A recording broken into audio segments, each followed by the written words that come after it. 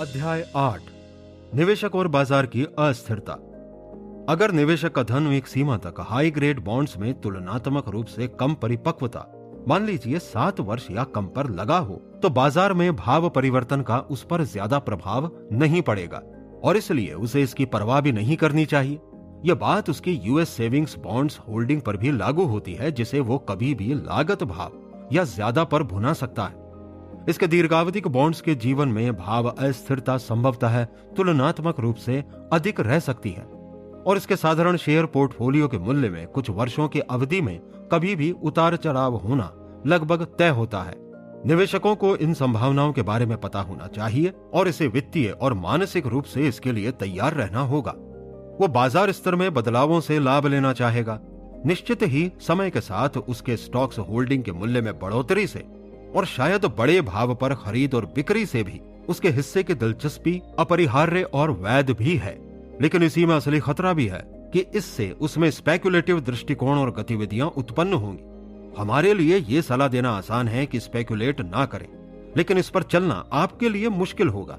चलिए हम फिर से दोहराते हैं जो हमने शुरू में कहा था। अगर आप स्पेकुलेट करना चाहते हैं तो ये खुली आंखों से करें, ये समझते हुए कि अंत में आपको धन हानि भी हो सकती है।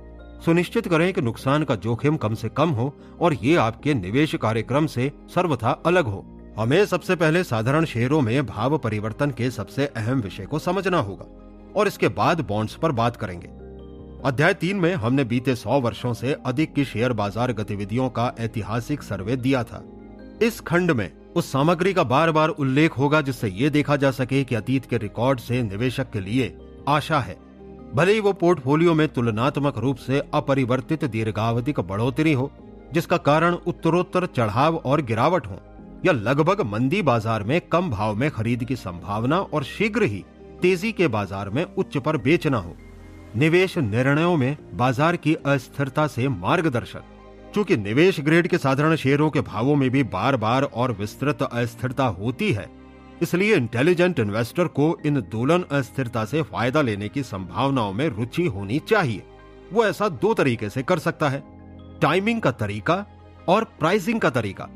टाइमिंग से हमारा मतलब शेयर बाजार की गतिविधियों का अनुमान लगाने की कोशिश है कि जब भविष्य में इसके बढ़ने की आशा हो तो खरीदा जाए या रखा जाए, और जब गिरावट का रुख हो तो बेचा जाए या खरीदने से बचा जाए। प्राइसिंग से हमारा मतलब है कि शेयरों को तब खरीदने का प्रयास करें जब वे अपने फेयर प्राइस से नीचे के भाव पर हों और उन्हें तब बेचें जब वे ऐसे मूल्य से ज्यादा हों।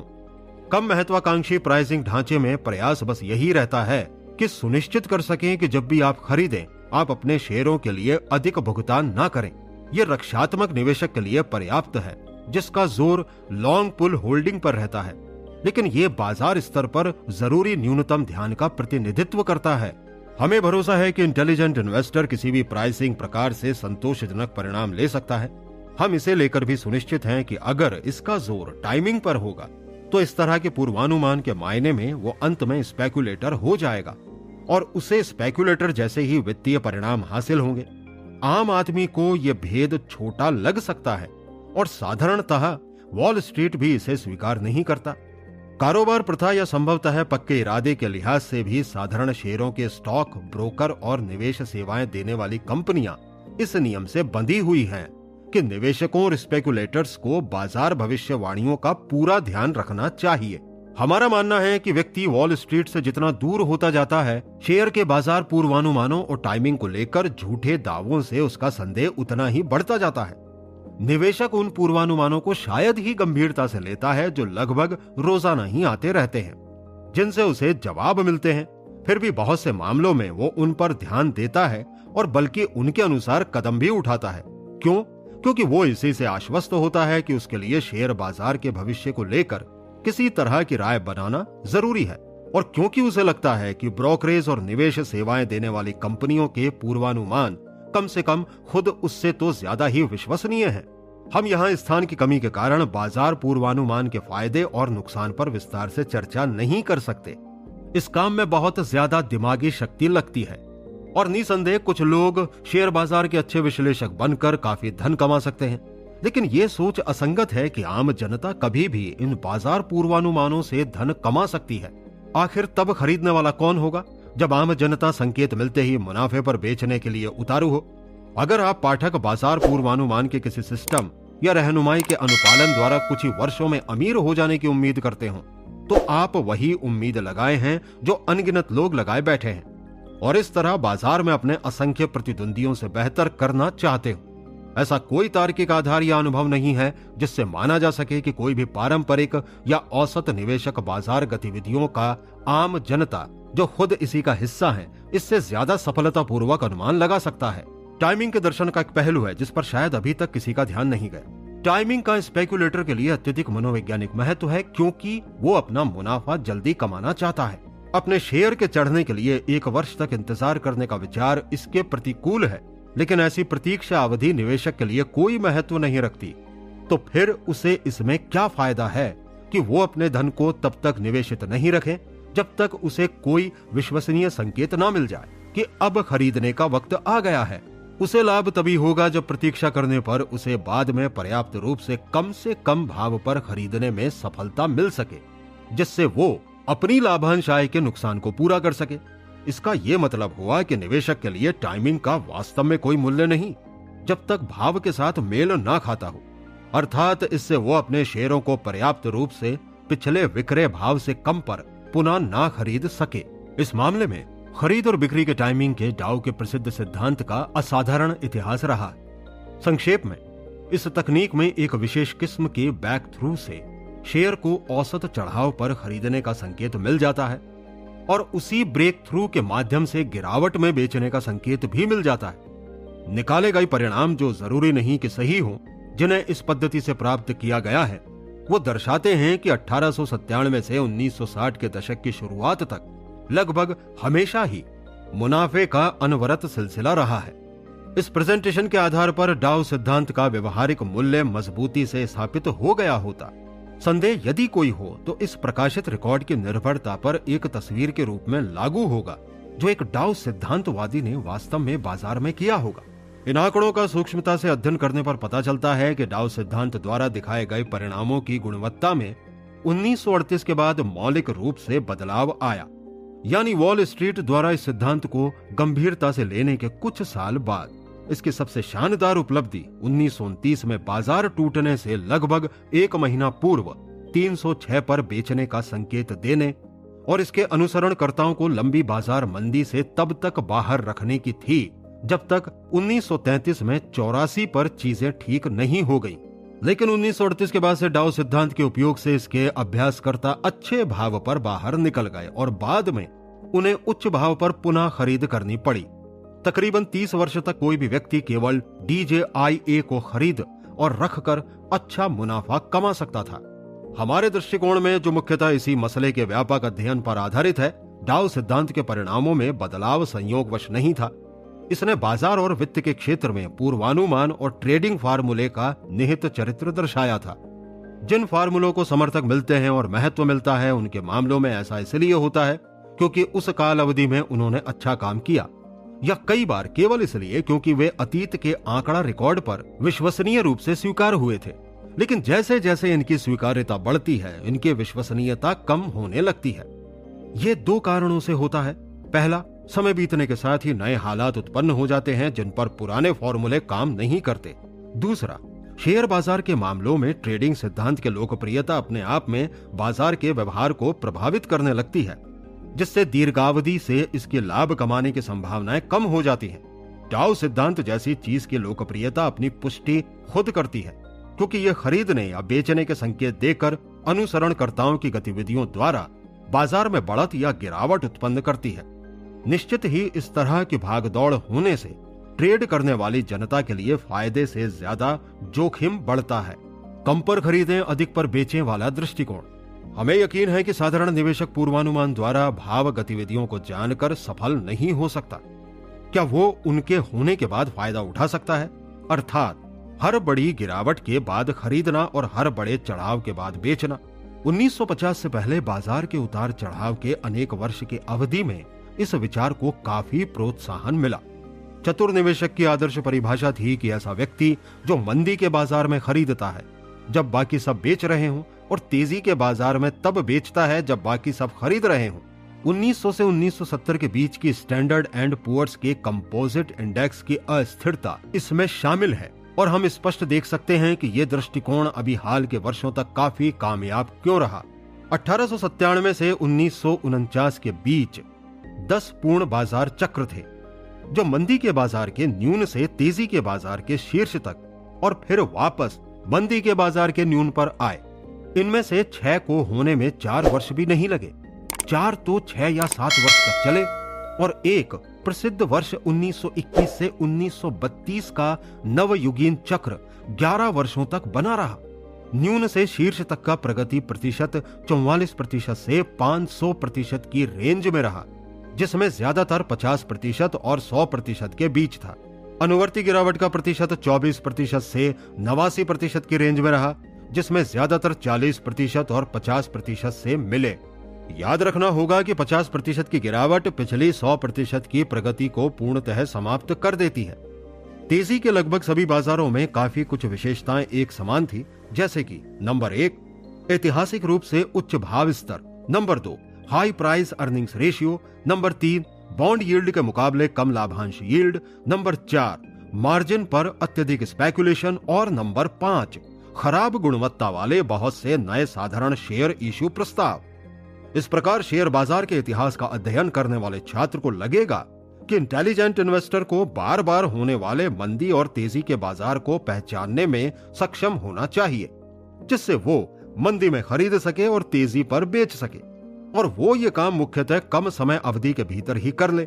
आम बाजार में खरीदने और बेचने के स्तरों की पहचान के लिए अनेक पद्धतियां विकसित की गई हैं, जो या तो वैल्यू फैक्टर या भाव की प्रतिशत गति या दोनों पर आधारित हैं। लेकिन हम कहना चाहेंगे कि 1949 में तेजी के अपूर्व बाजार के आरंभ होने के पहले बाजार चक्रों में लगातार पर्याप्त विविधता थी, जो कम पर खरीदने और ज्यादा पर बेचने की वांछित प्रक्रिया को जटिल और कभी कभी निराश करने वाली भी बना देती थी।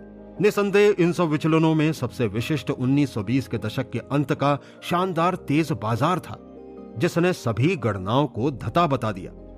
यहां तक कि 1949 में तत्पश्चात ऐसा कोई सुनिश्चित साधन नहीं था जिस पर निवेशक अपने वित्तीय नीतियों और प्रक्रियाओं को मुख्य रूप से आधारित कर सके, ताकि वो मंदी के बाजार में कम स्तर पर खरीदने और तेजी के बाजार में उच्च स्तर पर बेचने का काम कर सके। इस सिलसिले में ज्ञात हुआ कि वास्तव में इससे उलट बात सत्य थी। बीते 20 वर्षों के बाजार व्यवहार ने पिछले पैटर्न का अनुपालन नहीं किया और न ही उन्हें माना जो पहले जोखिम के सुस्थापित संकेत थे, न ही कम पर खरीदने और ज्यादा पर बेचने के पुराने नियम को लागू करने में सफलता हासिल हो सकी।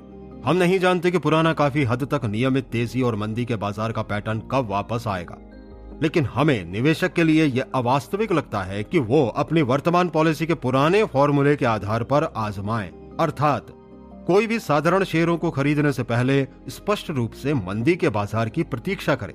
फिर भी हमारी अनुशंसित नीति में यदि निवेशक चाहे तो अपने पोर्टफोलियो में साधारण शेयरों और बॉन्ड्स के अनुपात में बदलाव का प्रावधान रखा गया है, जो इस पर निर्भर हो कि शेयरों का भाव स्तर वैल्यू के मानकों पर कम आकर्षक है या ज्यादा। Formula plan. शेयर बाजार में बढ़त के आरंभिक वर्षों की शुरुआत 1949-1950 के बीच हुई थी। उस दौरान शेयर बाजार के चक्रों से लाभ लेने की विभिन्न पद्धतियों के निर्माण में गहन दिलचस्पी को काफी महत्व दिया गया था। इन्हें फॉर्मूला इन्वेस्टमेंट प्लान के नाम से जाना जाता है। ऐसे प्लान का सार डॉलर एवरेजिंग जैसे सरल मुद्दे के अलावा यह होता है कि निवेशक बाजार में बढ़त होने पर स्वतः ही कुछ बिक्री कर सके। इनमें से अनेक में बाजार स्तर में बहुत बड़ी बढ़त होने का परिणाम साधारण शेयर होल्डिंग की बिक्री के रूप में होता है। अन्य में सभी तरह की परिस्थितियों में अल्प अनुपात में इक्विटी को अपने पास रखते हैं। इस पद्धति में ठोस तर्क और रूढ़िवाद का दोहरा आकर्षण था और इसने अतीत में कई वर्षों तक शेयर बाजार में सोच विचार कर लागू करने के शानदार परिणाम दर्शाए। दुर्भाग्य से थोड़े ही समय में इसका बोलबाला हो गया, जबकि इसकी कामयाबी बहुत कम थी। 1950 के दशक के मध्य में बहुत से फार्मूला निर्माताओं ने अपने आप को पूरी तरह या लगभग शेयर बाजार से बाहर पाया। सच है उन्होंने शानदार मुनाफा कमाया, लेकिन विस्तृत मायनों में इसके बाद बाजार उनसे भागने लगा था और अपने फॉर्मूलों द्वारा उन्हें अपने साधारण शेयरों को पुनः खरीदने का अवसर बहुत कम मिलता था। 1950 के दशक की शुरुआत में फॉर्मूला इन्वेस्टिंग प्रस्ताव को अपनाने वालों और कुछ 20 वर्ष पूर्व डाउ सिद्धांत के पूर्णतः यांत्रिकी संस्करण का इस्तेमाल करने वालों के अनुभव काफी कुछ एक जैसे थे। दोनों ही मामलों में प्रसिद्धि ठीक उसी वक्त मिली जब व्यवस्था ने भली भांति काम करना बंद कर दिया था।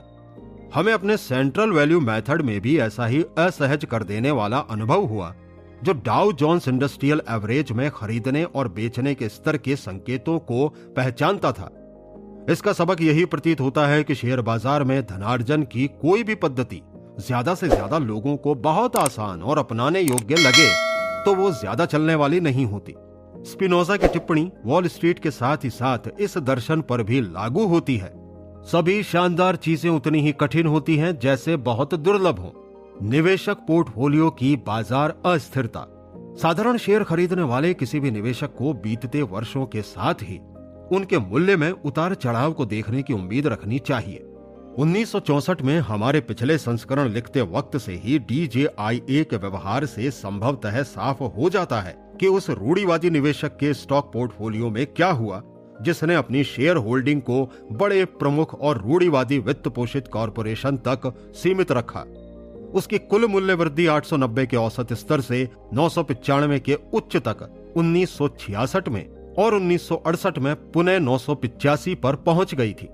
वो 1970 में 631 तक गिर गई और 1971 की तुलना में लगभग पूर्ण रिकवर करते हुए 940 पर पहुंच गई।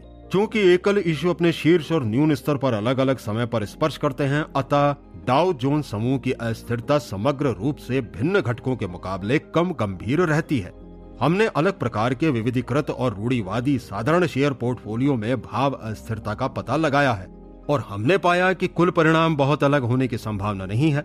आमतौर पर सेकंड लाइन कंपनियों के शेयरों में बड़ी कंपनियों के मुकाबले अधिक उतार चढ़ाव आता है, लेकिन इसका ये मतलब कतई नहीं कि सुस्थापित लेकिन छोटी कंपनियों के समूह में दीर्घावधि में प्रदर्शन खराब रहता है। कुछ भी हो, निवेशक अपने को इस संभावना के लिए पहले ही तैयार कर सकता है कि इस बात की बहुत कम संभावना है कि अगले 5 वर्षों तक विभिन्न कालखंड में उनके शेयरों में न्यूनतम बिंदु से 50 या अधिक की बढ़ोतरी होगी और उनके उच्चतम भाव से 1/3 या ज्यादा की गिरावट आएगी। गंभीर निवेशक इस पर कभी विश्वास नहीं करेगा कि शेयर बाजार में दिन प्रतिदिन या माह दर माह के उतार चढ़ाव उसे धनवान या निर्धन बना सकते हैं। लेकिन दीर्घावधि या बड़े बदलावों का क्या? यहाँ व्यवहारिक सवाल सामने आते हैं और इन मानसिक समस्याओं के बढ़कर जटिल होने की संभावना है। बाजार में महत्वपूर्ण वृद्धि तुरंत ही संतोष और ध्यानपूर्वक मनन का कारण है, लेकिन साथ ही ये अविवेक में कदम उठाने की ठोस उत्तेजना भी लाती है। आपके शेयरों का भाव बढ़ा है, अच्छा है, आप पहले से ज्यादा धनवान हैं, ये भी अच्छा है, लेकिन क्या ये भाव बढ़त बहुत ज्यादा है? और क्या आप इन्हें बेचने के बारे में सोच रहे हैं, या क्या आप अपने को कोस रहे हैं कि इनके कम स्तर पर रहते आपने और शेयर क्यों नहीं खरीदे? या सबसे खराब विचार, क्या अब आपको तेजी के बाजार के वातावरण के अनुरूप तैयारी करनी चाहिए, जिससे आप उत्साह, अति आत्मविश्वास और महान जनता के लोभ, जिसका आखिरकार आप भी हिस्सा हैं, उसके कारण दूषित हो जाते हैं और आप बड़ा और जोखिमपूर्ण संकल्प कर बैठते हैं? इसलिए हम लिखित में कहते हैं कि इस अंतिम प्रश्न का उत्तर स्पष्ट रूप से ना है, लेकिन इसके लिए इंटेलिजेंट इन्वेस्टर को भी काफी इच्छा शक्ति चाहिए होगी कि वो भीड़ के पीछे चलने से बच सके। मानव स्वभाव के इन्हीं कारणों से बाजार वित्तीय लाभ या हानि की गणनाओं के हम ऐसी यांत्रिक पद्धति के पक्ष में हैं जो निवेशक के पोर्टफोलियो में शेयरों और बॉन्ड्स के अनुपात को घटाता बढ़ाता रहे। इसका संभवतः सबसे बड़ा फायदा यह होगा कि ऐसे फॉर्मूलों से उसे कुछ करने के लिए मिल जाएगा। जब बाजार चढ़ रहा होगा तब वो समय समय पर अपनी स्टॉक होल्डिंग से बिक्री करता रहेगा और बॉन्ड्स की संख्या बढ़ाता रहेगा, और गिरावट आने पर वो इस प्रक्रिया के विपरीत करेगा। इन गतिविधियों से उसकी अन्य दबी ऊर्जा बाहर आ सकेगी। अगर वो सही निवेशक है तो उसके लिए ये विचार संतोष बढ़ाने वाला होगा कि उसके कदम भीड़ से ठीक उलट हैं। कारोबारी अनुमान बनाम शेयर बाजार अनुमान। बाजार की अस्थिरता से निवेशक की वास्तविक स्थिति पर पड़ने वाले प्रभाव को शेयर धारक के विभिन्न कारोबारों में आंशिक स्वामित्व के नजरिए से भी देखना चाहिए। बाजार में बिके शेयरों के स्वामी का वास्तव में दोहरा स्तर होता है और वो इससे अपने मन मुताबिक किसी का भी लाभ ले सकता है। एक तरफ निजी कारोबार में उसकी स्थिति छोटे शेयर धारक या निष्क्रिय भागीदार जैसी होती है, जहां उसे मिलने वाले परिणाम पूरी तरह से कंपनी के मुनाफे या उसकी आस्तियों के आधारभूत मूल्य में बदलाव पर निर्भर करते हैं। आज के निवेशक के लिए इस सूत्र का अनुसरण करने के लिए आदर्श रणनीति रीबैलेंसिंग यानी पुनर्संतुलन है। हाल ही के वर्षों में शेयर बाजार में हुए विकास से पारंपरिक निवेशक भावों की बोली पर ज्यादा निर्भर है और अपने को मात्र कारोबार स्वामी होने की पहले वाली सोच से कम स्वतंत्र है। इसका कारण है कि वो जिन सफल कंपनियों में अपनी होल्डिंग को केंद्रित रखना चाहता है वे लगातार अपने कुल आस्ति मूल्य या बुक वैल्यू या बैलेंस शीट वैल्यू के भाव से काफी ज्यादा पर शेयर बेचती है। इन बाजार प्रीमियमों का भुगतान करने के लिए निवेशक को अपना संचित धन लगाना पड़ता है और अपनी प्रतिबद्धताओं को शेयर बाजार द्वारा वैध ठहराने पर निर्भर होना पड़ता है। यह आज के निवेश का सबसे महत्वपूर्ण कारक है और इस पर उससे कम ध्यान दिया जाता है जितना देना चाहिए। शेयर बाजार में बोली के संपूर्ण ढांचे में अंतर्निहित विरोधाभास मौजूद है। कंपनी का रिकॉर्ड और संभावनाएं जितनी बेहतर होंगी, उसके शेयरों के भाव का उसकी बुक वैल्यू से उतना ही कम संबंध होगा, लेकिन प्रीमियम बुक वैल्यू से जितना ज्यादा होगा उतना ही उसके अंतर्निहित मूल्य को निर्धारित करने में कम निश्चितता होगी। अर्थात ये मूल्य कितना ज्यादा होगा ये शेयर बाजार के बदलते मूड और पैमानों पर निर्भर करेगा। इस तरह हम ऐसे अंतिम विरोधाभास तक पहुंचते हैं कि कंपनी जितनी अधिक सफल होगी, इसके शेयरों के भाव में अस्थिरता उतनी ही अधिक हो सकती है। इसका असली अर्थ ये हुआ कि वास्तविक मायनों में साधारण शेयरों की गुणवत्ता जितनी अच्छी होगी, उनके उतने ही अधिक स्पेकुलेटिव होने की उम्मीद है, खासकर तब जब उनकी तुलना कम शानदार मिडिल ग्रेड इशू से की जाए। हमने जो कहा वो ऐसी दिग्गज ग्रोथ कंपनियों में तुलना पर लागू होता है जिनके बहुत से सुस्थापित कारोबार हैं। हमारे कार्य क्षेत्र में वे नहीं आते जिनके इशू इसलिए अत्यधिक स्पेकुलेटिव हों क्योंकि उनके कारोबार अपने आप में स्पेकुलेटिव है। उपरोक्त तर्क हमारी सबसे सफल और आकर्षक कंपनियों के अक्सर अस्थिर भाव व्यवहार को स्पष्ट कर देता है। इसके लिए हमारा पसंदीदा उदाहरण सबका सम्राट इंटरनेशनल बिजनेस मशीन यानी IBM है। 1962-63 में 7 महीनों के बीच इसके शेयर का भाव 607 से गिरकर 300 रह गया। 2 स्प्लिट के बाद 1970 में इसका भाव 387 से गिरकर 219 हो गया। इसी तरह ज़ीरोक्स यानी हाल के दशक की एक और कमाई करने वाली कंपनी 1962-63 के बीच 171 से गिरकर 87 और 1970 में 116 से गिरकर 65 पर पहुंच गई थी। इन बड़े नुकसानों से IBM और ज़ीरोक्स की दीर्घावधिक भावी तरक्की पर संदेह का कोई संकेत नहीं था, बल्कि यह प्रीमियम वैल्यूएशन में भरोसे की कमी को दर्शाता था जो शेयर बाजार ने खुद इन शानदार संभावनाओं में दिखाया था। पिछली चर्चाओं में हम साधारण शेयरों में रूढ़िवादी निवेशक के लिए व्यवहारिक महत्व के निष्कर्ष पर पहुंचे थे। अगर वो अपने पोर्टफोलियो चयन में किसी भी चीज का खास ध्यान रखता है तो उसके लिए सबसे अच्छा यही है कि ऐसे इश्यू पर ध्यान केंद्रित करे जो अपने वर्तमान आस्ति मूल्य के यथोचित निकट समीपता पर बिक रहे हों।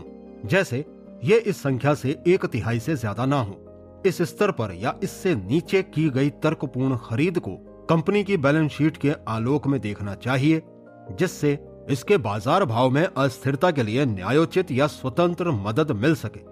ऐसा कोई भी प्रीमियम जो बुक वैल्यू से ज्यादा हो उसे शेयर बाजार में सूचीबद्ध होने के लाभ या इसके बाजार विपणन के लिए अतिरिक्त भुगतान मानना चाहिए। यहाँ एक सावधानी बरतनी होगी। कोई शेयर केवल इसलिए अच्छा निवेश नहीं हो जाता क्योंकि इसे उसके आस्ति मूल्य पर खरीदा जा सकता है।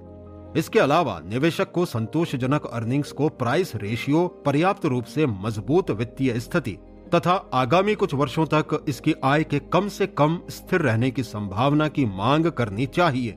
यह मांग शायद किसी औसत भाव वाले शेयर के लिए कुछ ज्यादा हो सकती है, लेकिन सब नहीं तो खतरनाक ढंग से उच्च बाजार स्थितियों में इनका मिलना ज्यादा मुश्किल नहीं होता।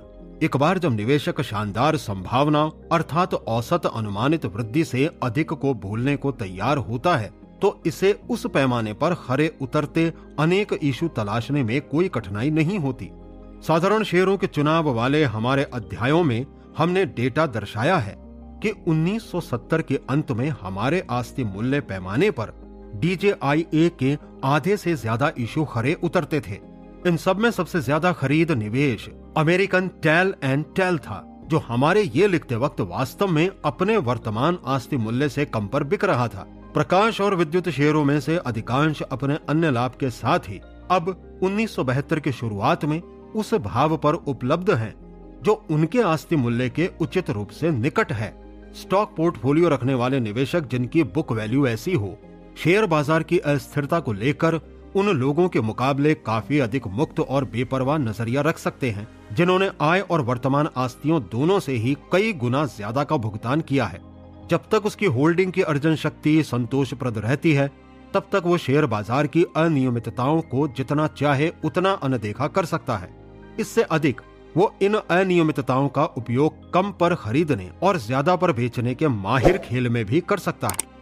A&P उदाहरण। इस वक्त हम एक मौलिक उदाहरण देते हैं जो कुछ वर्ष पुराना है, लेकिन हमें विशेष रूप से प्रिय है क्योंकि ये कॉरपोरेट और निवेश अनुभवों के अनेक पहलुओं को जोड़ता है। इसमें great Atlantic and Pacific T company शामिल है। तो किस्सा ये है, A&P के शेयर में ट्रेड की शुरुआत कर्ब मार्केट से हुई। अब अमेरिकी स्टॉक एक्सचेंज है। 1929 में ये 494 के शीर्ष पर बिके। 1932 तक ये गिरकर 104 पर पहुंच गए। हालांकि कंपनी की आय तकरीबन पिछले प्रलयंकारी वर्ष जितना ही अधिक थी। वर्ष 1936 में इसकी रेंज 111 से 131 के बीच रही। तत्पश्चात 1938 की कारोबारी मंदी और मंदी के बाजार में शेयर गिरकर नए न्यूनतम 36 पर पहुंच गए। ये भाव असाधारण था। इसका अर्थ था कि प्रेफर्ड और साधारण शेयर एक साथ 126 मिलियन डॉलर पर बिक रहे थे। हालांकि कंपनी ने अभी हाल ही में रिपोर्ट दी थी कि उनके पास सिर्फ नकद में ही 85 मिलियन डॉलर रखा है तथा वर्किंग कैपिटल या कुल वर्तमान आस्ति 134 मिलियन डॉलर की है। A&P दुनिया का तो नहीं परंतु अमेरिका का सबसे बड़ा रिटेल उद्यम था जिसकी कई वर्षों की बड़ी कमाई का सतत और आकर्षक रिकॉर्ड रहा था। फिर भी 1938 में शानदार कारोबार को वॉल स्ट्रीट ने इसके मात्र वर्तमान वैल्यू से भी कम कीमत का मान लिया, जो इतना तुच्छ था जैसे कोई बंद होने वाला संस्थान हो। क्यों? पहला, क्योंकि स्टोर श्रृंखलाओं पर विशेष टैक्स का जोखिम था। दूसरा, क्योंकि पिछले वर्ष शुद्ध मुनाफा कम हुआ। और तीसरा, क्योंकि बाजार में मंदी थी। इन कारणों में से पहला अतिशयोक्तिपूर्ण था और इसका कारण बेवजह का डर था। बाकी दोनों आदर्श रूप से अस्थायी प्रभाव थे। मान लेते हैं कि निवेशक ने 1937 में A&P के शेयर उसकी 5 वर्षीय औसत आय से 12 गुना या लगभग 80 पर खरीदे थे। हमारे लिए ये सोचना कठिन होगा कि 36 तक की आगामी गिरावट उसके लिए कोई महत्व नहीं रखती थी। उसे इस पूरी तस्वीर का सावधानी से आकलन करना चाहिए था कि कहीं उसकी गणना में कोई गलती तो नहीं थी। लेकिन अगर उसका अध्ययन भी इसी परिणाम की पुष्टि करता जैसा कि उसे करना चाहिए था, तो उसे बाजार की गिरावट को अस्थायी वित्तीय लहर मानना चाहिए था। और अगर उसके पास इसका लाभ लेने योग्य धन और साहस था, तो उसे बार्गेन आधारित प्रस्तावों की अधिक खरीदारी कर लेनी चाहिए थी। अगली कड़ी और प्रतिबिंब। अगले 1939 में A&P के शेयर बढ़कर 117 या 1938 के न्यूनतम भाव से 3 गुना तथा 1937 के औसत से अधिक हो गए।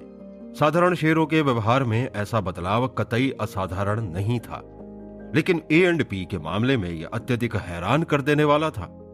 1949 के बाद के वर्षों में ग्रोसरी चेन के शेयरों के भाव आम बाजारों के साथ ही बढ़े।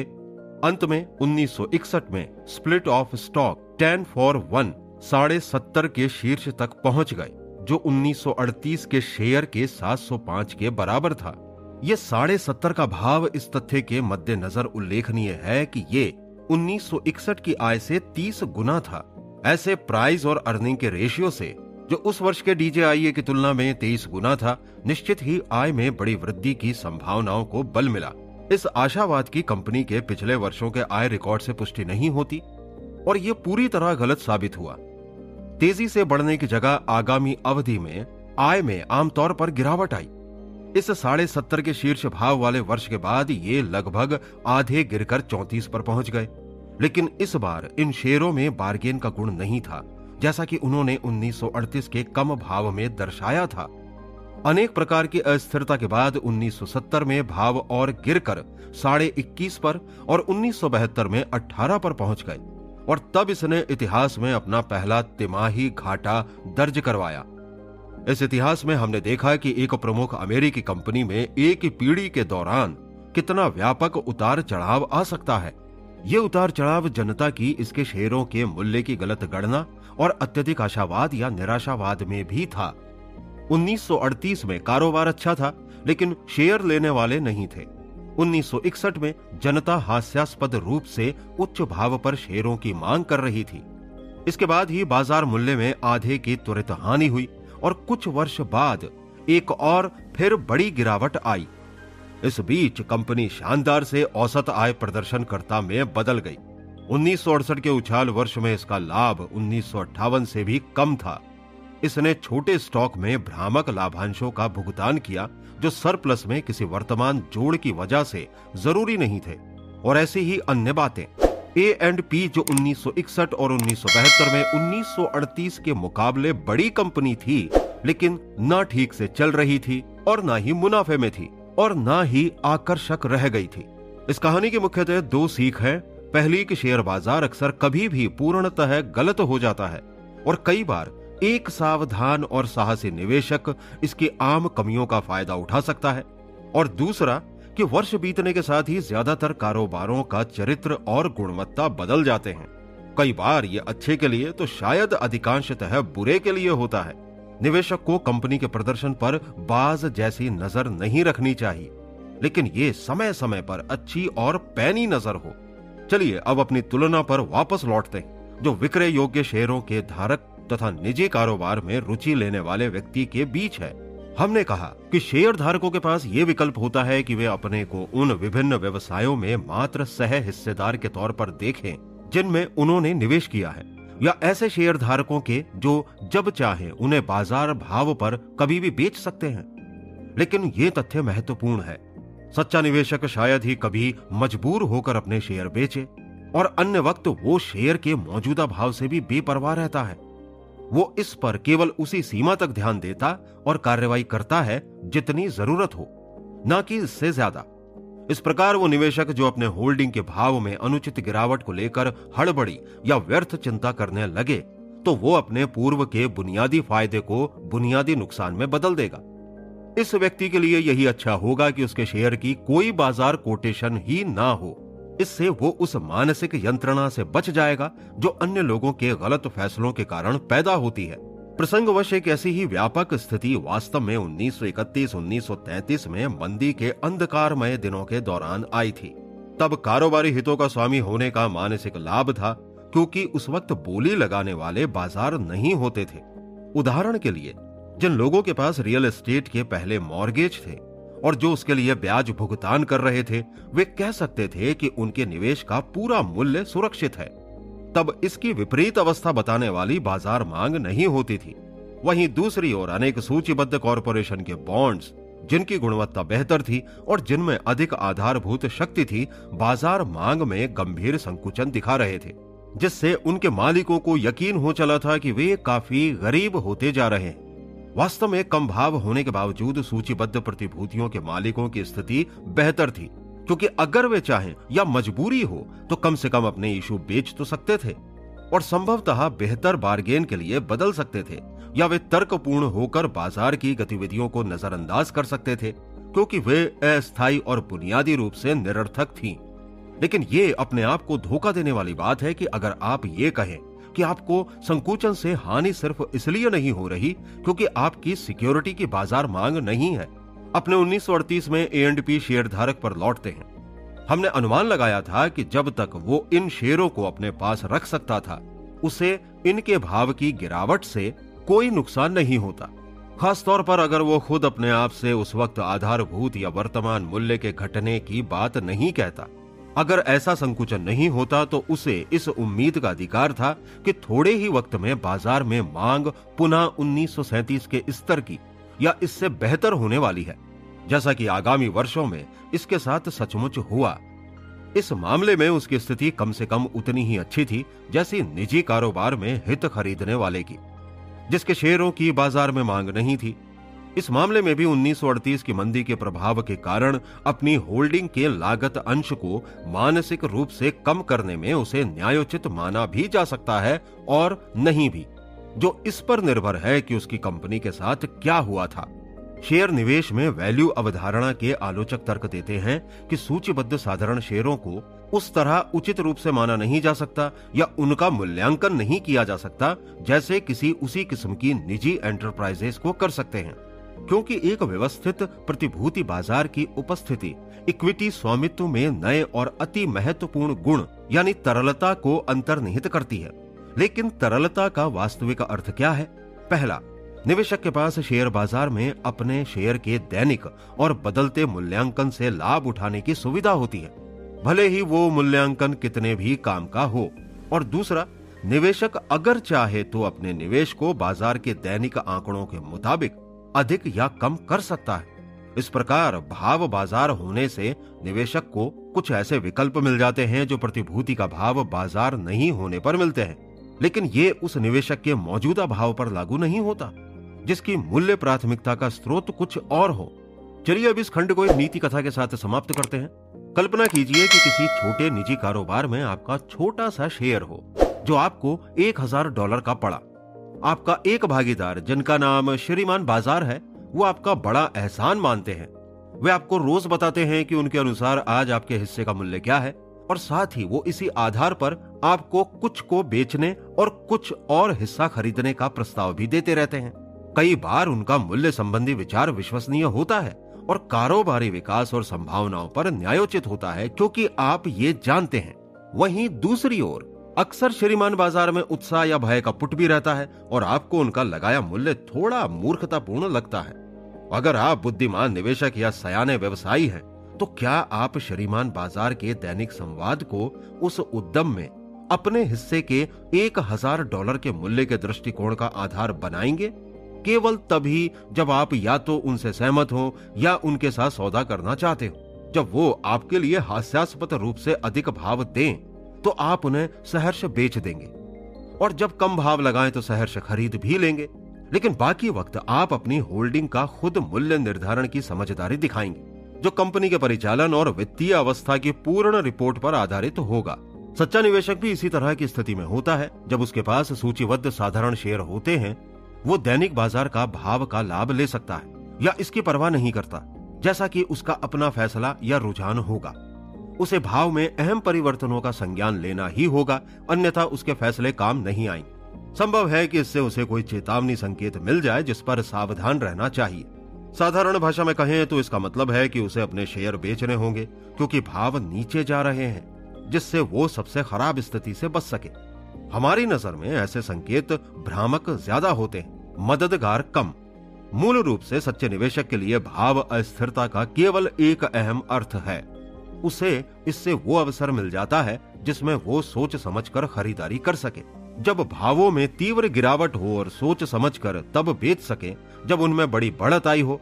बाकी समय उसके लिए यही बेहतर है कि वो शेयर बाजार को भूल जाए और अपने लाभांश रिटर्न तथा अपनी कंपनियों के परिचालन परिणामों पर ध्यान केंद्रित करे।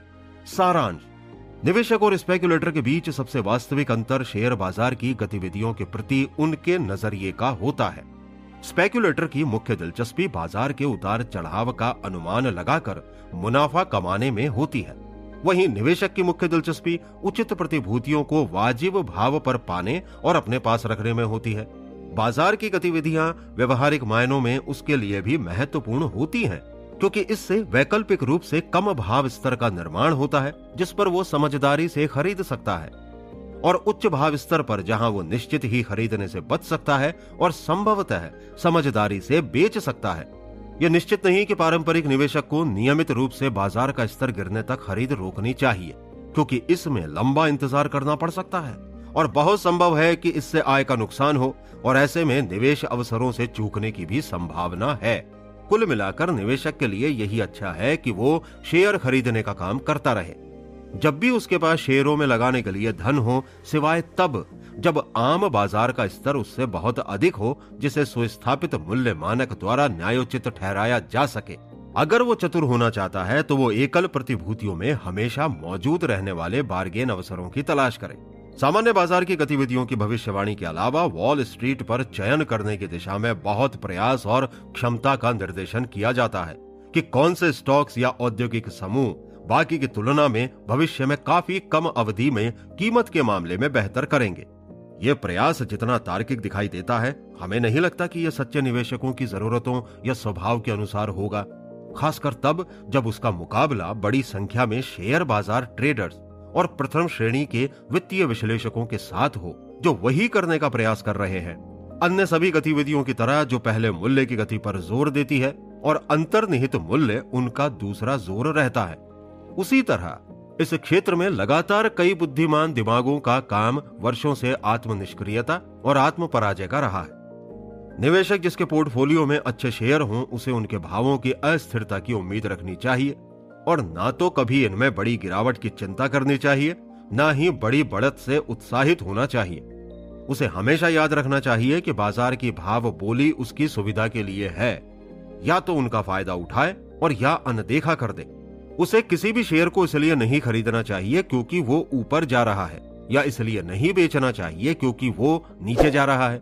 उससे कभी गलती नहीं होगी अगर वो इस आदर्श वाक्य को सहजता से ले कि कभी ना कभी तो बड़ी बढ़त के बाद फौरन खरीदारी करें और ना ही बड़ी गिरावट के बाद फौरन बेचें। अतिरिक्त विचार, प्रबंधकीय क्षमता के पैमाने पर औसत बाजार भाव के महत्व पर भी कुछ कहने की जरूरत है। शेयर धारक ही फैसला करता है कि उसका निवेश लाभांश प्राप्ति और औसत बाजार मूल्य में दीर्घावधिक रुख दोनों के पैमाने पर सफल है। कंपनी के प्रबंधन की प्रभावशीलता और कारोबार के स्वामियों के प्रति उनके दृष्टिकोण की सुदृढ़ता के परीक्षण में भी इन्हीं मानकों को तार्किक रूप से लागू किया जाना चाहिए। ये बयान स्वयं सिद्ध प्रतीत होता है, लेकिन इसके महत्व पर जोर देना चाहिए क्योंकि अभी तक कोई स्वीकृत तकनीक या दृष्टिकोण नहीं है जिससे प्रबंधन को बाजार की राय के दायरे में लाया जा सके। इसके विपरीत प्रबंधनों ने हमेशा जोर दिया कि उन पर किसी तरह की कोई जिम्मेदारी नहीं है कि उनके शेयर के बाजार मूल्य के साथ क्या हो रहा है। निश्चित ही ये सच है कि भावों में इस तरह की अस्थिरता का दायित्व उन पर नहीं है, जिस पर हम भी जोर दे रहे हैं कि अस्थिरता का आधारभूत स्थितियों और मूल्यों से भी कोई रिश्ता नहीं है, लेकिन ये केवल शेयर धारकों के बीच सतर्कता और बुद्धिमत्ता की कमी है जो इस प्रतिरक्षा को बाजार भावों के पूरे दायित्व में विस्तारित होने की अनुमति देती है। इसमें मूल्य पतन और असंतोषजनक मूल्य स्तर की स्थायी स्थापना भी शामिल है। अच्छे प्रबंधन से अच्छा औसत बाजार भाव निर्मित होता है और बुरे प्रबंधन से बुरा बाजार भाव निर्मित होता है।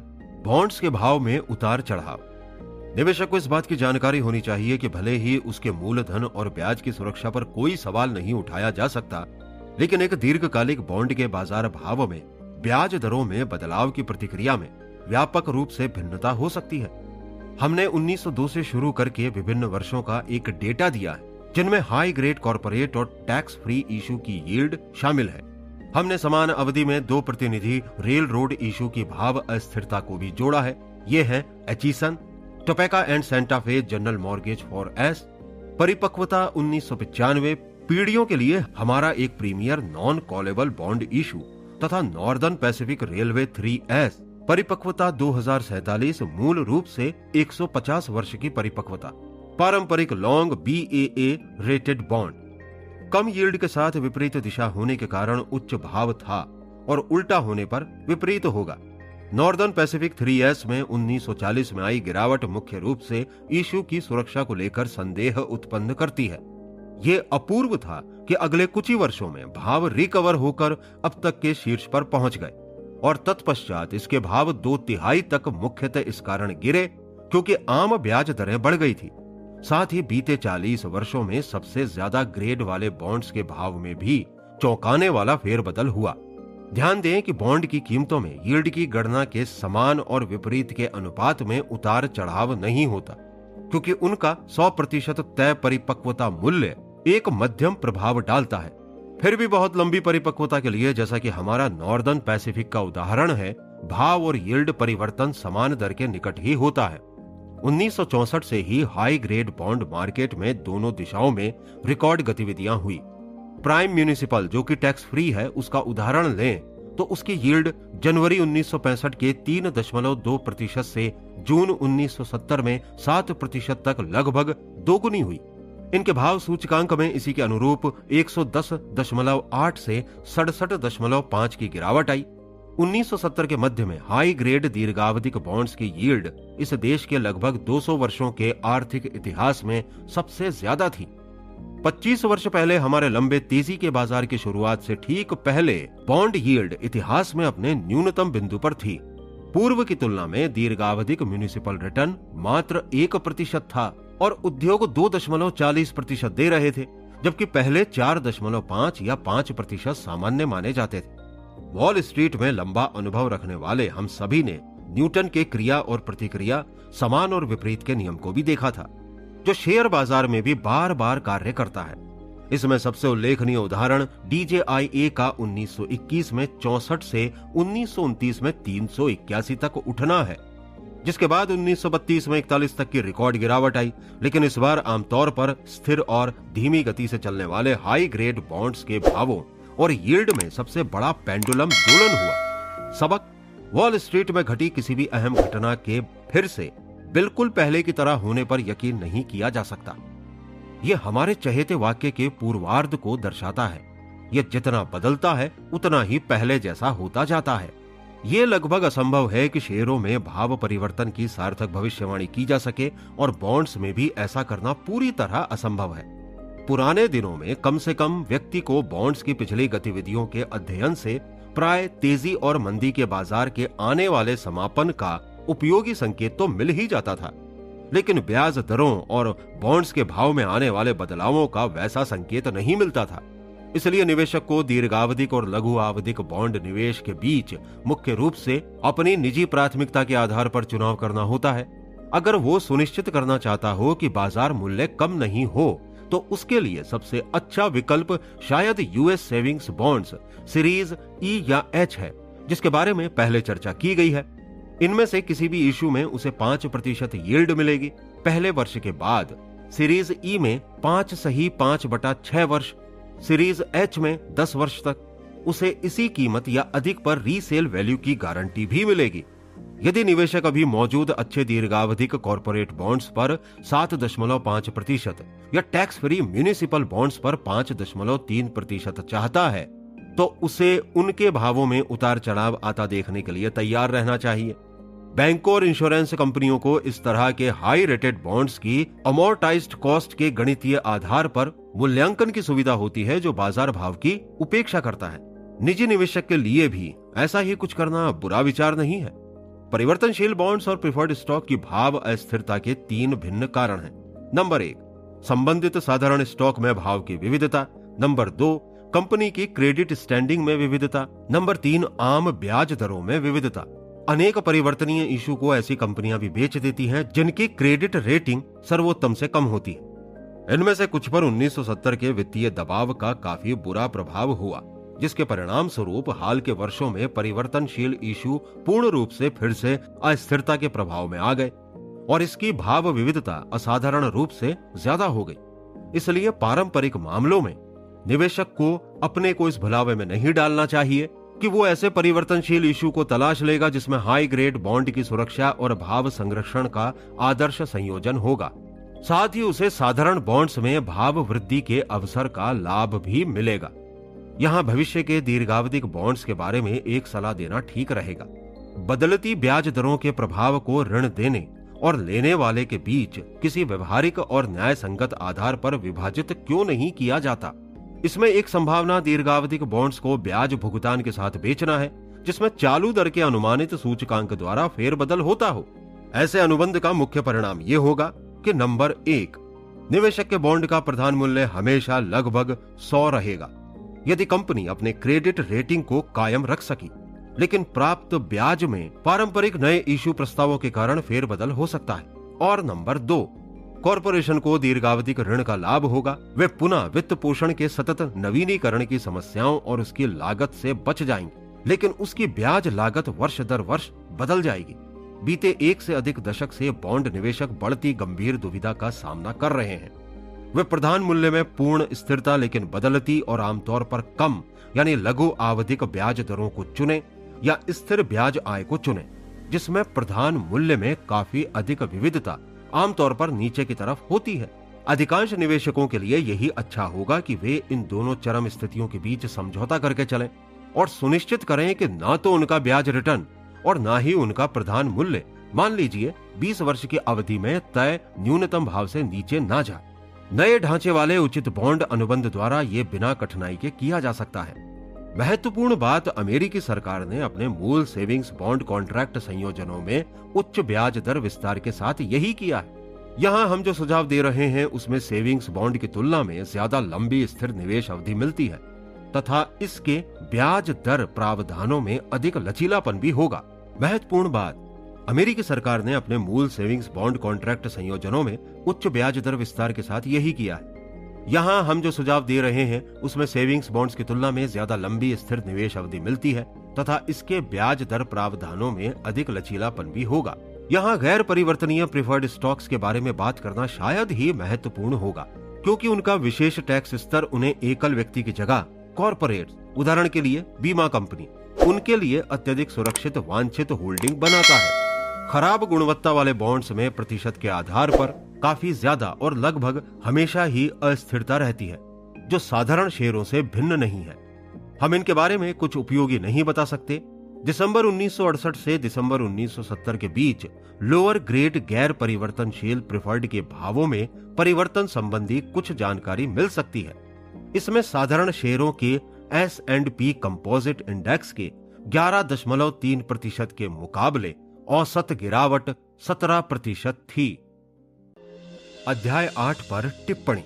मार्कस ऑरेलियस ने कहा है, जो लोग लोकप्रिय होना चाहते हैं उनकी खुशी अन्य लोगों पर निर्भर करती है। सुख चाहने वालों की खुशी में मूड के हिसाब से उतार चढ़ाव होता है, जो उनके नियंत्रण से बाहर होता है, लेकिन बुद्धिमानों की खुशी अपने स्वयं के स्वतंत्र कृत्यों से बढ़ती है। डॉक्टर जैकल और मिस्टर मार्केट। ज्यादातर समय बाजार अधिकांश शेयरों के सबसे सटीक भाव निकाल लेता है। लाखों क्रेता और विक्रेता मूल्य पर मोल भाव करके कंपनियों का औसत मूल्य लगाने में शानदार होते हैं, लेकिन कई बार ये भाव सही नहीं होता, बल्कि कभी कभी बहुत गलत होता है। ऐसे वक्त में आपको ग्राहम की मिस्टर मार्केट की छवि को समझना होगा, जो शायद ऐसा सबसे उत्तम रूपक है जिसे शेयरों के गलत भाव लगाने की बात समझाने के लिए गढ़ा गया है। उन्मत्त अवसादग्रस्त मिस्टर मार्केट शेयर के भाव को हमेशा उस तरह नहीं निकालते जैसे कोई मूल्यांकनकर्ता या व्यक्तिगत क्रेता कारोबार का मूल्य निकालता है। इसकी जगह जब शेयर चढ़ रहे होते हैं, वो खुशी खुशी उसके तय मूल्य से अधिक का भुगतान कर देता है, और जब ये नीचे जा रहे होते हैं तो वो इन्हें इनकी वास्तविक कीमत से कम पर बेच डालने को उतारू होता है। क्या मिस्टर मार्केट अभी भी मौजूद है? क्या वो अभी भी दो ध्रुवों वाला है? निश्चित ही वो है। 17 मार्च 2000 को इंक टॉमी कॉरपोरेशन के शेयर $231.625 के नए शीर्ष को छू गए। जून 1998 में पहली बार बाजार में आने के बाद से ही इस इंटरनेट खोज सॉफ्टवेयर कंपनी के शेयरों में मोटे तौर पर 1900% का इजाफा हुआ था। दिसंबर 1999 के बाद के कुछ ही सप्ताह में इस शेयर का भाव 3 गुना हो गया। इंक टॉमी के कारोबार में ऐसा क्या हो रहा था जिससे इंक टॉमी का शेयर इतना महंगा हो गया? इसका स्पष्ट जवाब है अत्यधिक तेज तरक्की। दिसंबर 1999 में समाप्त 3 महीनों में इंक टॉमी ने 36 मिलियन के उत्पाद और सेवाएं बेच दी, जो उसके दिसंबर 1998 में समाप्त पूरे वर्ष से ज्यादा थी। अगर इंक टॉमी अपने इस बीते 12 महीने की वृद्धि दर को सिर्फ अगले 5 वर्षों तक कायम रख सकी तो उनका रेवेन्यू $36 मिलियन तिमाही से बढ़कर $5 बिलियन प्रति माह हो सकता है। ऐसी वृद्धि को देखते हुए शेयर जितनी तेजी से ऊपर गया, उसके और ऊपर जाने की संभावनाएं उतनी ही बढ़ गईं। लेकिन इंक टॉमी के शेयर के साथ अपने गहन प्रेम प्रसंग के कारण मिस्टर मार्केट इसके कारोबार के बारे में कुछ अनदेखी कर रहे थे। कंपनी में बड़े पैमाने पर धन हानि हो रही थी।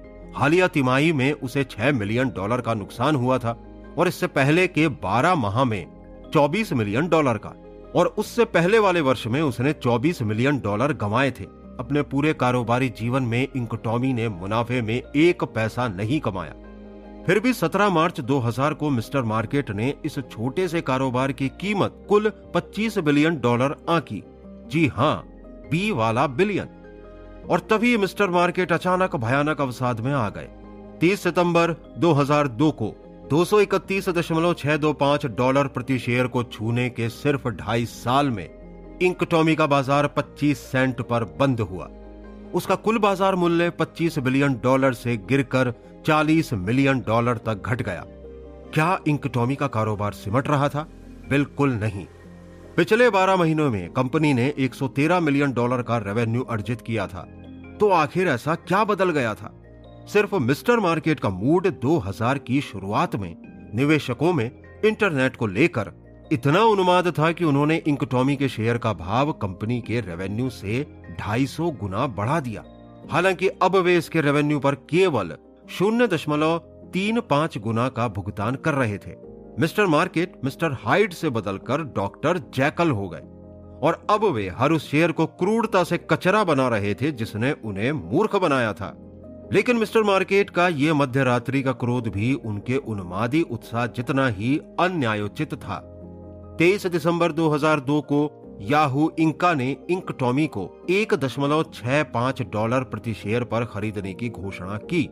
ये इंकटॉमी के 30 सितंबर के शेयर के भाव से लगभग 7 गुना ज्यादा था।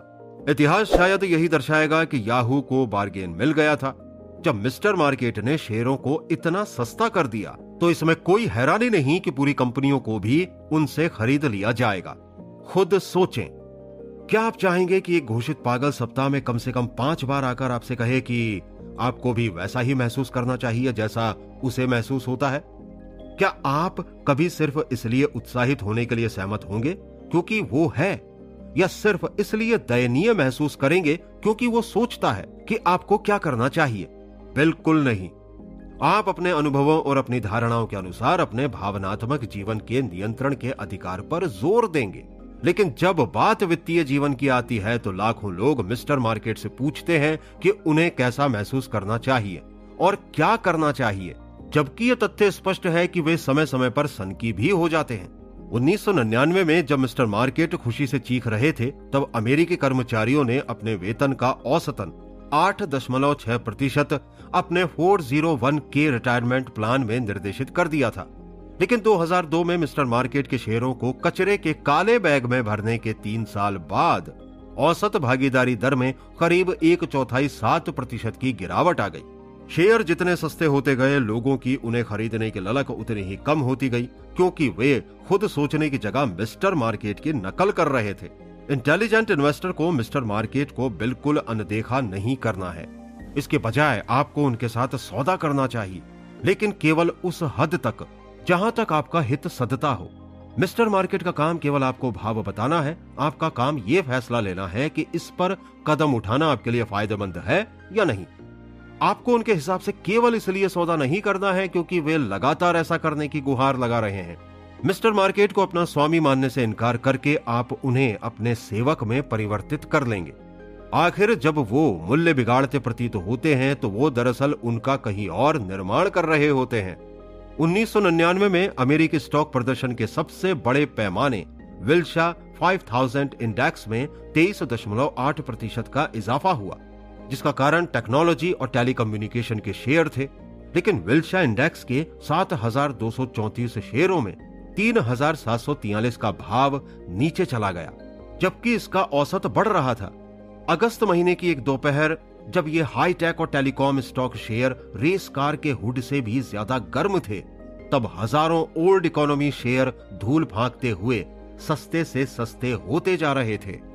इंटरनेट स्टार्टअप फर्मों के इंक्यूबेटर या होल्डिंग कंपनी CMGI के शेयर में 1999 में आश्चर्यजनक 939.9% का उछाल आया।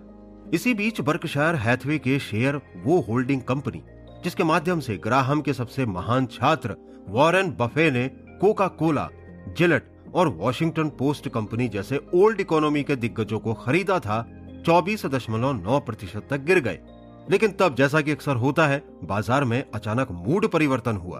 1999 में अप्रिय रहने वाले 2000 से 2002 तक स्टार बने रहे। इन दो होल्डिंग कंपनियों में CMGI ने 2000 में 96%, 2001 में 70.9% तथा 2002 में और 39.8% का नुकसान उठाया, जो कुल मिलाकर 99.3% का नुकसान था।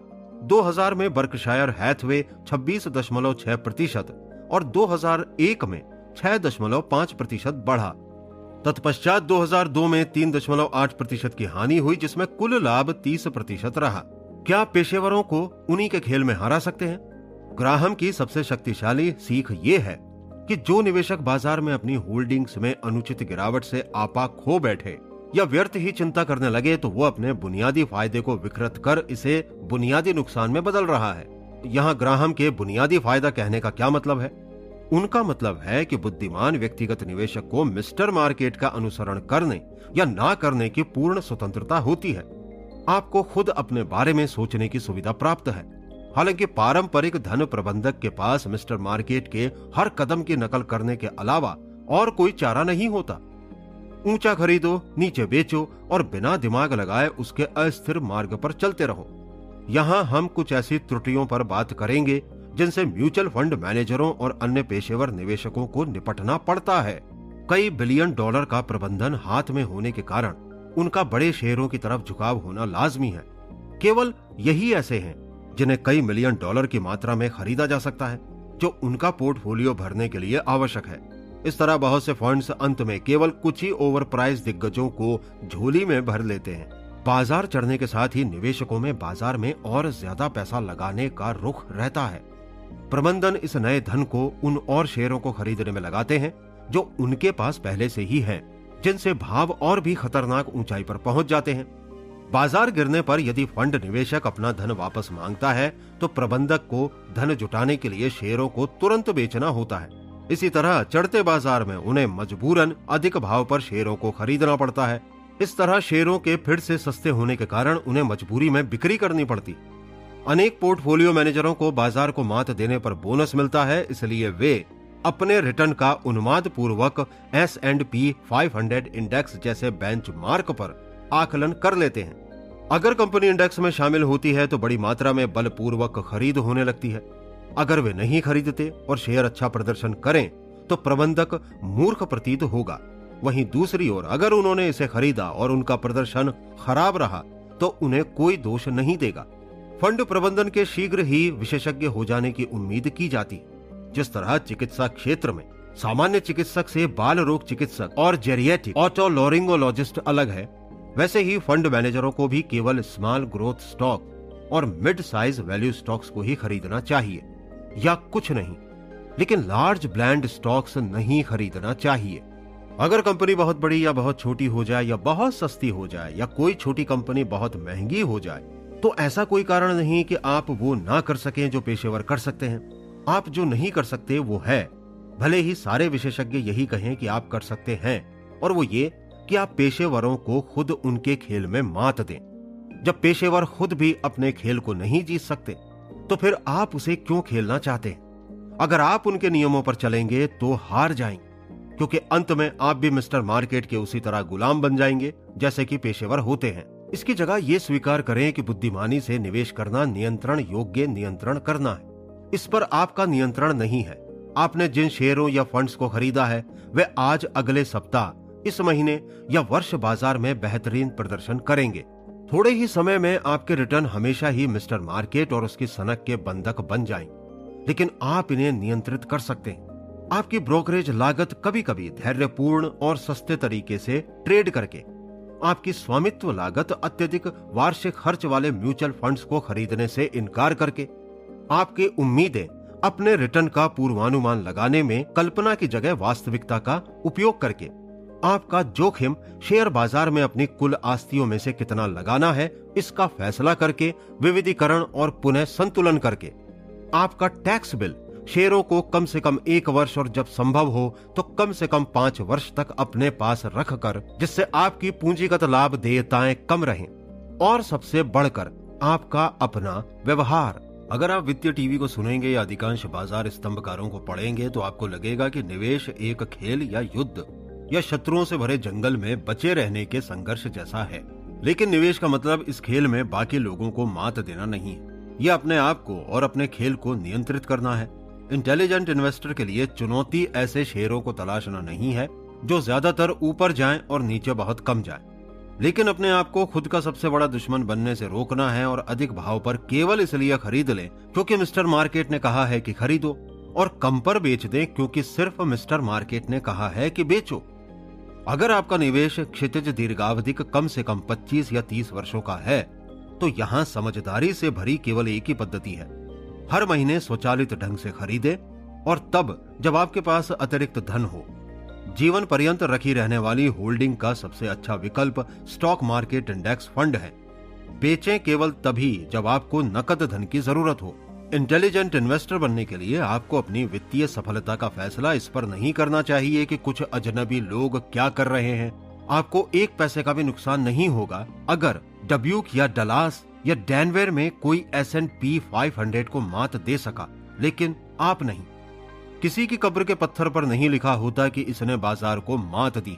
एक बार मैंने बोका रेटॉन में कुछ रिटायर्ड लोगों का साक्षात्कार किया जो फ्लोरिडा के सबसे अमीर सेवानिवृत्त समुदायों में से एक था। मैंने उन लोगों से पूछा, जिनमें से ज्यादातर अपने 70वें दशक में थे, कि क्या उन्होंने अपने निवेश काल में बाजार को मात दी। कुछ ने हां कहा तो कुछ ने ना। ज्यादातर निश्चित नहीं थे। तब एक व्यक्ति ने कहा, उसकी किसे परवाह है, मैं बस ये जानता हूं कि मेरे निवेश ने मेरे लिए इतना कमाया कि मैं बोका में रह सकूं। क्या इससे ज्यादा सटीक जवाब हो सकता है? आखिरकार निवेश का कुल कारण औसत से ज्यादा धन कमाना ही नहीं, बल्कि इतना धन कमाना है जिससे आपकी जरूरतें पूरी हो सके।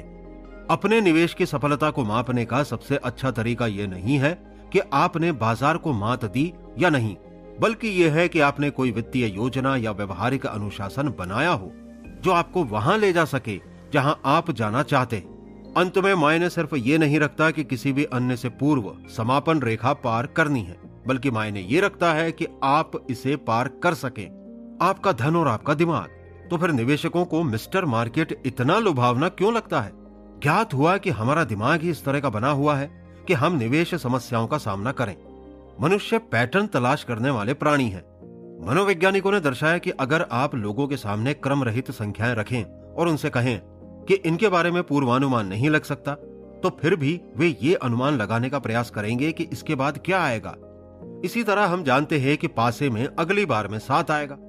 बेसबॉल खिलाड़ी बेस हिट करने वाला है। पावर बॉल लॉटरी में निश्चित ही 4, 27, 9, 16, 2, 10 आएगा और अगला प्रसिद्ध शेयर माइक्रोसॉफ्ट का होगा। न्यूरोसाइंस के क्षेत्र में हुए क्रांतिकारी नए शोध ने दर्शाया कि हमारा दिमाग इस तरह बना होता है कि आने वाले रुख को पहले ही भांप लेता है, चाहे उनका अस्तित्व ना हो। किसी घटना के 2 या 3 बार सिलसिलेवार घटित होने पर मनुष्य के दिमाग का एंटीरियर सिंगुलेट और न्यूक्लियस एक्युम्बेंस कहा जाने वाला हिस्सा स्वतः ही अनुमान लगा लेता है कि ये एक बार फिर होगा। अगर ये दोहराया जाता है तो डोपामाइन नामक एक प्राकृतिक रसायन स्रावित होता है जो आपके दिमाग को मंद उत्साह से भर देता है।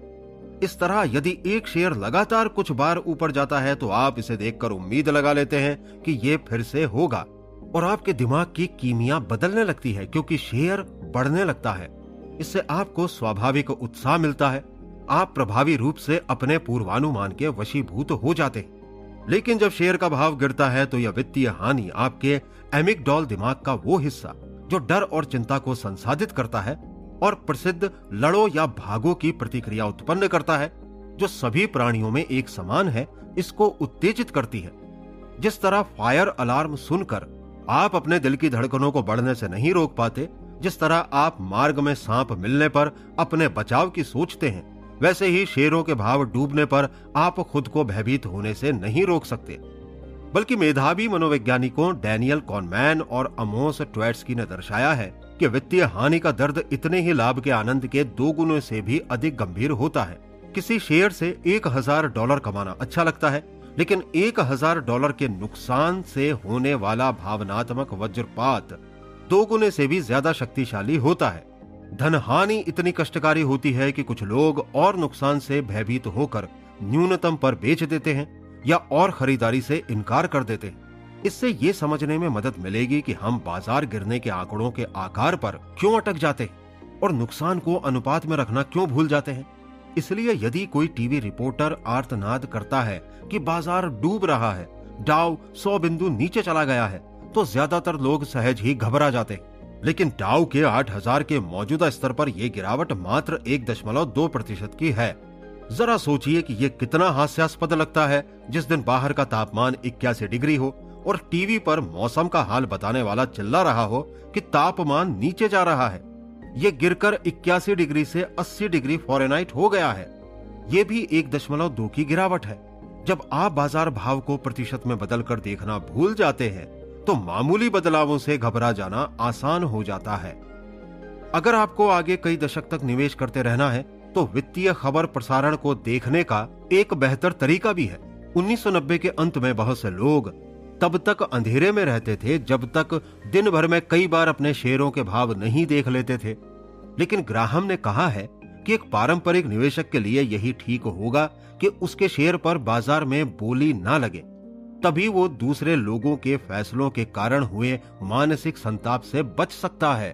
उपयोगी खबर। आपने जैसे ही बाजार की ताजा खबरें जानने के लिए टीवी खोला तो देखा कि शेयर गिर रहे हैं, लेकिन कल्पना कीजिए अगर आपने CNBC या CNN की जगह बेंजामिन ग्राहम फाइनेंशियल नेटवर्क लगाया होता तो क्या होता। BGFN के ऑडियो में बाजार बंद होने की अप्रिय घंटी की ध्वनि सुनाई नहीं देती।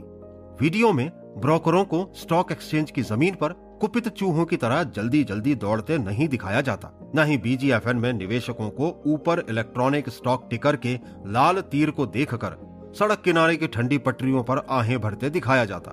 इसकी जगह आपके टीवी स्क्रीन पर न्यूयॉर्क स्टॉक एक्सचेंज का मुख्य द्वार दिखाया जाता, जिस पर लगे बड़े से बैनर पर लिखा होता सेल 50% छूट। शुरुआती संगीत बजने के साथ ही बैकमैन टर्नल ओवरड्राइव में आप उनके पुराने बॉर्न बर्नर के कुछ बार को सुनते हैं। आपको नहीं दिख रहा अभी भी? तभी एंकर प्रसन्नता पूर्वक घोषणा करता, आज शेयर एक बार फिर काफी आकर्षक हो गए क्योंकि डाउ में हैवी वॉल्यूम पर 2.5% की एक और गिरावट आई। ये लगातार चौथे दिन हुआ कि शेयर और सस्ते हुए हैं।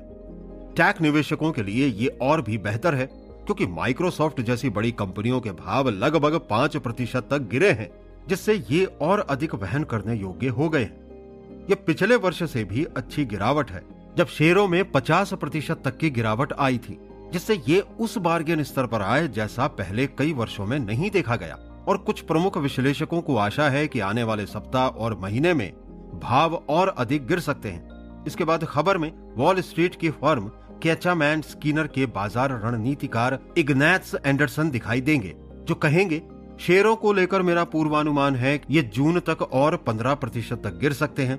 मुझे सतर्क आशा है कि अगर सब कुछ ठीक रहा तो शेयर 25% या ज्यादा तक भी गिर सकते हैं। आशा करते हैं कि इग्नाट्स एंडरसन सही साबित हों। एंकर प्रसन्नता पूर्वक कहता है, शेयरों के भाव गिरना लंबे समय तक बने रहने वाले किसी भी निवेशक के लिए अच्छी खबर होगी। अगर दिन में 1.24 पर शेयर पोर्टफोलियो का मूल्य चेक करने के बाद दिन में 1.37 पर पुनः इसे जानने की उत्कंठा आप में जागे तो खुद से ये सवाल करें कि क्या मैंने दिन में 1.24 पर रियल एस्टेट एजेंट को फोन करके अपने मकान का बाजार भाव पूछा? क्या मैंने दिन में 1.37 पर पुनः ऐसा किया? अगर किया भी होता तो क्या इससे भाव बदल जाता? अगर ऐसा होता तो क्या मैं फौरन अपना मकान बेच देता? अब अपने मकान का मिनट दर मिनट बाजार भाव जांचने या जानने से क्या मैं आगे उसके भाव को बढ़ने से रोक सकता हूँ? इन सवालों का केवल एक ही संभावित जवाब हो सकता है, निश्चित ही नहीं। आपको अपने पोर्टफोलियो को भी इसी तरह देखना चाहिए। 10 या 20 या 30 वर्ष के निवेश नजरिए में मिस्टर मार्केट के दैनिक झूला झूल का कोई मतलब नहीं है। जिस व्यक्ति ने आने वाले कई वर्षों के लिए निवेश किया है उसके लिए शेयरों का भाव गिरना हर तरह से अच्छी खबर है, ना कि बुरी, क्योंकि इससे आप कम धन में अधिक खरीदने में सक्षम हो जाते हैं। ये शेयर जितने ज्यादा गिरेंगे उनके गिरने पर आप जितने स्थायित्व से इन्हें खरीदते रहेंगे अंत में आप उतना ही धन बना सकेंगे, अगर आप ऐसा स्थिरता से कर सके। मंदी के बाजार से डरने की बजाय आपको इसे अंगीकार करना चाहिए। इंटेलिजेंट इन्वेस्टर को तब भी शेयरों और म्यूचुअल फंड को अपने पास रखना चाहिए जब शेयर बाजार अगले 10 वर्षों तक इसके दैनिक भाव देने बंद कर दे। विरोधाभास ये है कि आप और ज्यादा नियंत्रित हो जाएंगे। न्यूरो साइंटिस्ट एंटोनियो डेमेसियो कहते हैं, अगर आपको एहसास होता है कि आप कितने अधिक अनियंत्रित हैं, लेकिन अपनी ऊंची पर खरीदने और नीचे पर बेचने की जैविक प्रवृत्ति को स्वीकार करके आप डॉलर कॉस्ट एवरेजिंग, पुनः संतुलन और निवेश अनुबंध यानी इन्वेस्टमेंट कॉन्ट्रैक्ट पर हस्ताक्षर के महत्व को भी स्वीकार करते हैं। हमने अधिकांश पोर्टफोलियो को स्थायी रूप से स्वचालन मोड पर रखकर आप पूर्वानुमान की लत से लड़ सकते हैं, अपने दीर्घावधिक वित्तीय लक्ष्य पर केंद्रित रह सकते हैं और मिस्टर मार्केट के मूड स्विंग को धता बता सकते हैं। मिस्टर मार्केट नींबू दे तो इसकी शिकंजी बनाए, हालांकि ग्राहम सिखाते हैं कि आपको तब खरीदना चाहिए जब मिस्टर मार्केट चिल्ला चिल्ला कर बेचो कह रहे हों। लेकिन इंटेलिजेंट इन्वेस्टर को यहां एक चीज समझनी होगी, मंदी के बाजार में बेचना तब मायने रखता है जब इससे टैक्स में अप्रत्याशित लाभ मिल सके। यूएस इंटरनेशनल रेवेन्यू कोड आपको सामान्य आय में $3000 तक के नुकसान की क्षतिपूर्ति, यानी मूल्य में होने वाला कोई भी नुकसान जिसे आप अपने शेयर को बेचकर पूरा कर सकते हैं, इसकी अनुमति देता है। मान लीजिए आपने जनवरी 2000 में कोका कोला के 200 शेयर $60 प्रति शेयर पर खरीदे, जो $12000 का निवेश हुआ। 2002 के अंत तक शेयर का भाव गिरकर $44 प्रति शेयर या इसके लॉट में 8800 रह गया। यह $3200 का नुकसान है। यहां आप वो कर सकते हैं जो ज्यादातर लोग करते हैं, अपने नुकसान को लेकर पिनपिनाते रहें या इसे कालीन के नीचे खिसका कर इसके ना होने का दिखावा करें, या आप इसे नियंत्रित कर सकते हैं। 2002 के समाप्त होने के पूर्व आप अपने कोक से सभी शेयर बेच दें, जिसमें आपको $3200 का नुकसान होता है। तत्पश्चात IRS के नियम को मानते हुए आप 31 दिन प्रतीक्षा करने के बाद आप फिर से कोक के 200 शेयर खरीद लेते हैं। परिणाम, आप 2002 में अपनी कर योग्य आय में $3000 घटा सकते हैं और आप शेष 200 को अपनी 2003 की आय में बराबर कर सकते हैं। और सबसे अच्छी बात कि आपके पास अभी भी उस कंपनी में हिस्सेदारी है जिसके भविष्य पर आपको भरोसा है, लेकिन इस बार आपने उसे एक भाव से 1/3 कम पर खरीदा है, जितने पर पहली बार खरीदा था। अंकल सैम आपके नुकसान पर सब्सिडी दे रहे हैं तो बेचकर नुकसान पटाना ठीक ही है। अगर अंकल सैम तुलनात्मक रूप से मिस्टर मार्केट को तार्किक दिखा रहे हैं तो हम शिकायत करने वाले कौन होते हैं? निवेश स्वामित्व अनुबंध। अब हम यहाँ पर निवेश स्वामित्व अनुबंध का एक नमूना दे रहे हैं। मैं एतद द्वारा निर्दिष्ट करता हूँ कि मैं एक निवेशक हूँ जो भविष्य में अनेक वर्षों तक धन हासिल करना चाहता है। मुझे ज्ञात है कि अनेक बार मुझे किसी ऐसे शेयर या बॉन्ड में निवेश करने की इच्छा होगी जिसका भाव बढ़ गया हो या बढ़ने वाला हो, और शेष समय मुझे अपना निवेश बेचने की इच्छा होगी क्योंकि वे नीचे जा रहे हैं या जाने वाले हैं। मैं एतद द्वारा घोषणा करता हूं कि मैं अजनबी भीड़ को मेरे लिए मेरे वित्तीय फैसले नहीं लेने दूंगा। तत्पश्चात मैं गंभीरता से प्रतिबद्ध हूं कि कभी भी सिर्फ इसलिए निवेश नहीं करूंगा कि बाजार चढ़ रहा है, और ना ही कभी इसलिए बेचूंगा क्योंकि वो नीचे जा रहा है। इसके बजाय मैं एक निश्चित रकम मासिक को किसी स्वचालित योजना या डॉलर कॉस्ट एवरेजिंग प्रोग्राम के माध्यम से हर महीने निम्नलिखित म्यूचुअल फंड या डाइवर्सिफाइड पोर्टफोलियो में निवेश करूंगा। मैं अतिरिक्त धनराशि निवेश करूंगा जब भी मेरे पास अतिरिक्त धन हो और जिसे थोड़े समय के लिए गंवाया जा सकता हो। मैं एतद द्वारा घोषणा करता हूं कि मैं इस निवेश को निरंतर कम से कम इस तारीख तक, जो कि इस अनुबंध की तारीख से न्यूनतम 10 वर्ष अवश्य होनी चाहिए, यहां तक मैं इन्हें होल्ड करके रखूंगा। इस अनुबंध का एकमात्र अपवाद औचक और अनिवार्य नकद आवश्यकता है, जैसे स्वास्थ्य आपात स्थिति या मेरी नौकरी चले जाना या घर के लिए शुरुआती भुगतान अथवा शिक्षा फीस आदि जैसे योजनाबद्ध व्यय। मैं इस पर हस्ताक्षर करके न केवल इस अनुबंध की शर्तों को स्वीकार करता हूं, बल्कि मुझे जब भी अपना कोई निवेश बेचने की उत्कंठा होगी तो मैं इस दस्तावेज को फिर से देखूंगा। ये अनुबंध केवल तभी मान्य होगा जब इस पर कम से कम एक साक्षी के हस्ताक्षर हों और इसे ऐसे सुरक्षित स्थान पर रखा जाए जहां ये भावी संदर्भों में सरलता से प्राप्त हो सके।